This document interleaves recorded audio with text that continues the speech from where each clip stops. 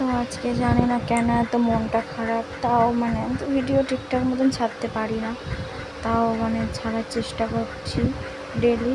যাই হোক, তো আজকে আমার মনটা খুবই খারাপ। তো চলো আমি কি সকাল থেকে কী হলো সেটাই তোমাদের সাথে শেয়ার করছি। Hello everyone, good morning. তোমরা সবাই কেমন আছো? আশা করি তোমার সবাই ভালো আছো, আর আমিও ভালো আছি, আর বলবো ভালো নেই। তো আমি সকালে রান্না করেছি, এখানে রান্না হচ্ছে ইলিশ মাছ আর হচ্ছে ভোলা মাছ হবে। তো আমি রেসিপি তোমাদের দেখাতে পারিনি, ঠিক আছে।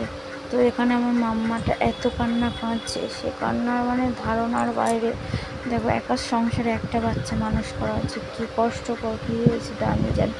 ও এত কাঁদছে, আমার মেয়ে কেঁদে কেঁদে হাঁপিয়ে গেছে, মানে ফুঁপাচ্ছে সে, এমন কান্না যেন কী না কী হচ্ছে। দেখার কিন্তু কেউ নেই, যখন নেয়ার কেউ থাকে না, যখন নেয়ার থাকে তখন সবাই থাকে। হয়তো আমার যখন কাজ বাজ শেষ হয়ে গেছে, তখন হচ্ছে আমি ওকে হচ্ছে নেবো, আবার ওকে নিয়ে সময় কাটাবো, তখন লোক নিতে আসে। তার আগে আমি কী করবো না করবো, কাজ করবো না করবো, সে তখন কেউ নিতে আসে না। আর আমি কাঁদছি আর বলছি না, ও আমার মুখের দিকে তাকিয়েছে, আমার খুব কষ্ট হয় জানো তো। এবার বুঝলাম যে মা হওয়ার সত্যি একটা আলাদাই অনুভূতি, ঠিক আছে। তো আমি আমার এটুকু তোমাদের সাথে শেয়ার করতে এসেছি, যার কারণে আমার মনটা সত্যি খুব ভীষণ খারাপ। আমার মাম্মা এত কান্না কাঁদছে, মানে আমি নিতে পারলাম না, যখন খুব কাঁদছে আমি নিতে পারি, কারণ ওর সব কিছু জামা প্যান্ট বলে যা কিছু রয়েছে আমার তো কাচতে হবে। তাহলে আমি সেইগুলো কাচবো, সব কিছু করছি। আবার সেই তাহলে আবার বৃষ্টিও এসছে, এবার ভিজে এবার গুছিয়ে আসবো, তবে তো। ও এত কান্না কাঁদছে, কেউ একটু এসে নেয়ও না, ঠিক আছে। এটাই হলো আমার সবথেকে বড় কষ্ট, ঠিক আছে।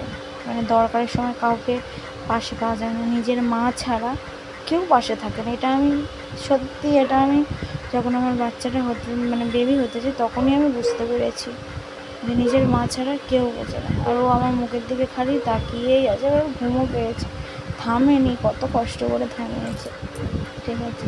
আমার মাম্মা আমাকে মানে একটা বাচ্চাকে সামলাতে পারবো, কেউ এমন কেন প্লিজ দাও যে আমি যেন ওকে সামলাতে পারি। মানে যারা একলা সংসারে একলা মা, তারাই জানে একটা বাচ্চা সামলানো কতটা কষ্ট হয়, তাই না। তো চলো আজকে যা রান্না করি সেটাই তোমাদের সাথে শেয়ার করবো। মাম্মা আমি দুপুরবেলা আপেল সিদ্ধ খাওয়াবো, তো এখানে করেছি ভোলা মাছ আলু দিয়ে, এটা রাতের জন্য।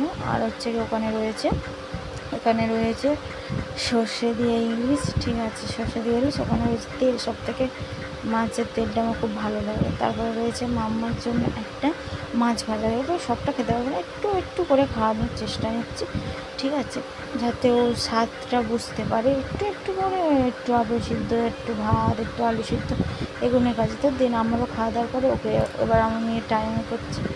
তো তখনই মানে আমার এই মুখটা দেখতে খুব ভালো লাগে, হাসি খুশি মুখটা দেখতে। আমি চাই আমার মেয়েটা সবসময় এরকম থাক, কিন্তু কাঁদলে আমার একদমই ভালো লাগে না। পরিস্থিতি এমন জায়গায় দাঁড় করায় না মাঝে মাঝে, যে কিছু বলার থাকে না। তারপরে এখানে গান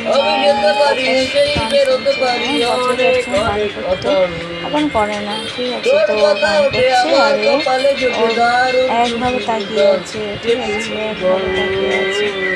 ওকে গান করছে, ও গান করছে, তুই শুনছিস? আমাকে ডাকছে, আমাকে দেখলো না, ইগনোর করলো জাস্ট আমার। তাহলে এই রাতে বাবারে বাবা, সারাক্ষণ জেগে থাকে, সারাটাক্ষণ এর নিয়ে এসে কী করবো। এখন কটা বাজে? প্রায় 7:30 8টা মতন বাজতে যায়, একটা বাচ্চার থেকে ঘুম নেই।